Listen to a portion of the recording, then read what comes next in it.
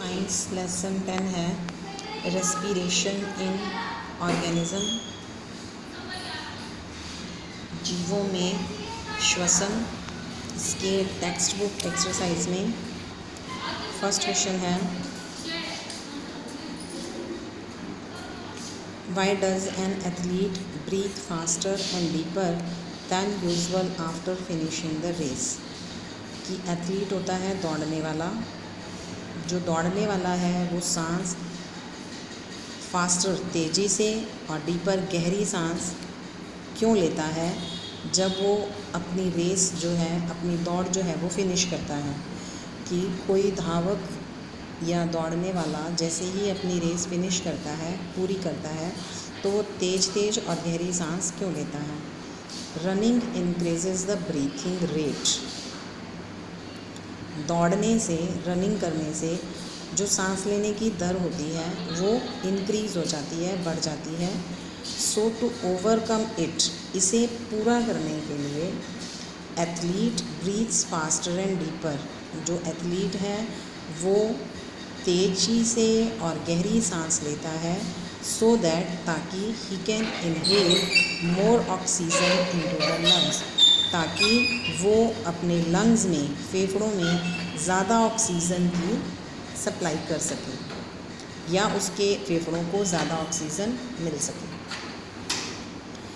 List the similarities and difference between aerobic and anaerobic respiration. Similarities मतलब समानताएं, and differences मतलब अंतर। Aerobic होता है वायवीय, एनएरोबिक होता है अवायवीय। वायवीय, अवायवीय रेस्पिरेशन, श्वसन। इसमें हमें अंतर भी बताना है और दोनों में सिमिलैरिटी, समानताएं भी बतानी है। पहले similarities between aerobic and anaerobic respiration. Both processes include exchange of gases. दोनों ही प्रोसेसेस में गैसेस एक्सचेंज होती हैं, मतलब गैसेस का आदान प्रदान होता है। Both processes liberate energy. दोनों ही प्रोसेसेस में एनर्जी पैदा होती है। Both processes take place inside the cell. दोनों प्रोसेसेस जो होती हैं सेल मतलब कोशिका के अंदर होती हैं, सेल के अंदर होती हैं। Difference between aerobic and anaerobic respiration, दोनों में डिफरेंस है। Aerobic it take place in the presence of free oxygen. ये कब होता है? जब ऑक्सीजन प्रेजेंट होती है। एरोबिक रेस्पिरेशन टेक प्लेस होता है in the presence of oxygen, oxygen की उपस्थिति में। It take place in the absence of free oxygen, और ये ऑक्सीजन की एब्सेंस में, अनुपस्थिति में होता है। It is completed in cytoplasm and mitochondria of cells। ये सेल के, कोशिका के साइटोप्लाज्म को बोलते हैं जीव द्रव्य, और माइटोकॉन्ड्रिया में होता है। It is completed in the cytoplasm only, और ये सिर्फ साइटोप्लाज्म में ही कंप्लीट होता है। It involves the complete oxidation of glucose into CO2, carbon dioxide, and H2O, water. It involves complete oxidation, मतलब इसके अंदर ग्लूकोज का कंप्लीट ऑक्सीडेशन होता है, ऑक्सीकरण।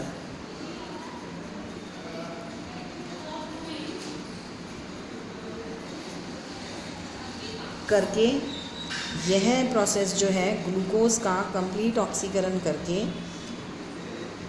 कार्बन डाइऑक्साइड और पानी बनाती है। और it involve incomplete oxidation of glucose, और इस प्रोसेस में ग्लूकोज का इनकम्प्लीट ऑक्सीडेशन होता है, अपूर्ण ऑक्सीकरण होता है, और कार्बन डाइऑक्साइड और इथाइल अल्कोहल बनता है। Ca2 कार्बन डाइऑक्साइड और ethyl alcohol. This process is harmless. ये प्रोसेस हार्मलेस है, मतलब नुकसानदायक नहीं है। और this process is toxic to plants. यह प्रोसेस, टॉक्सिक का मतलब होता है जहरीली,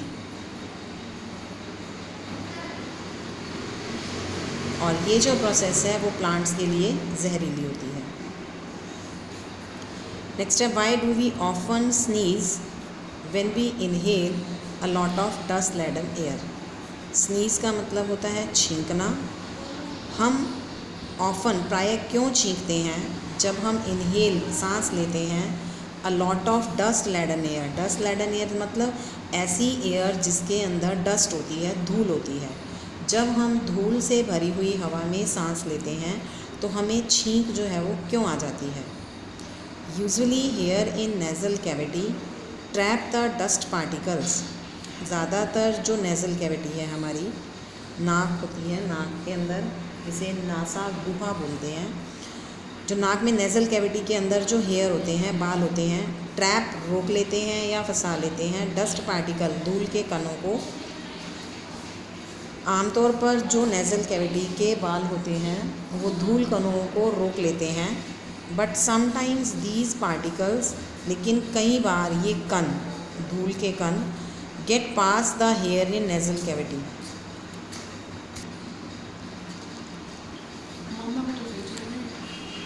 लेकिन कई बार ये पार्टिकल्स जो नेज़ल कैविटी के बाल होते हैं उनको पार कर जाते हैं and irritate the lining of the cavity.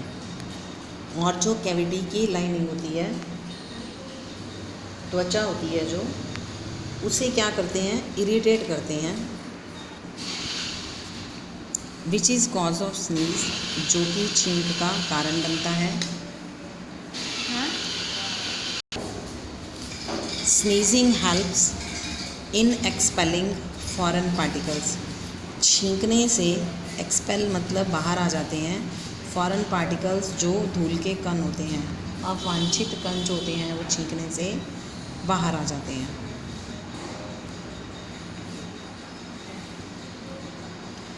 Take 3 test tubes, fill 3/4 of each with water.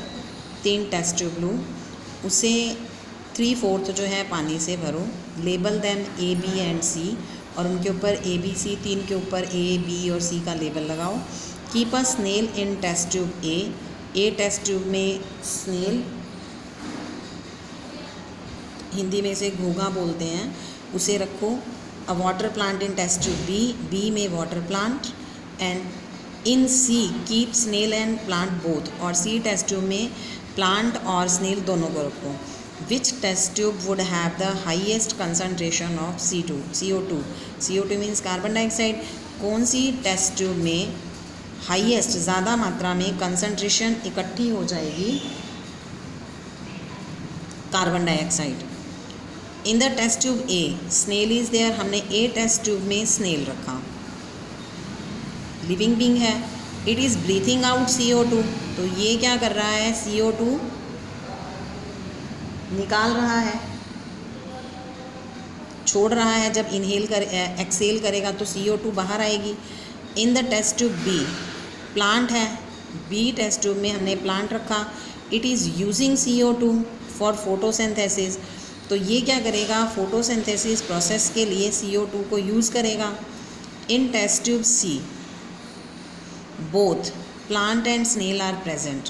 Test tube C में दोनों प्लांट और स्नेल हैं। The CO2 exhaled by snail is being used by the plant. जो CO2 carbon dioxide snail ने छोड़ी, Excel की, श्वसन के दौरान, वही कार्बन डाइऑक्साइड जो थी वो प्लांट के द्वारा क्या कर ली गई, यूज़ कर ली गई।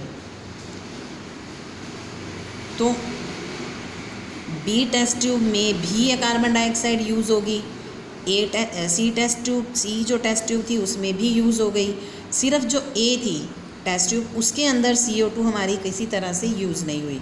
सो concentration of CO2 will be more in the test tube A। इसीलिए A टेस्ट ट्यूब में ज़्यादा मात्रा में CO2 जो होगी वो इकट्ठी होगी।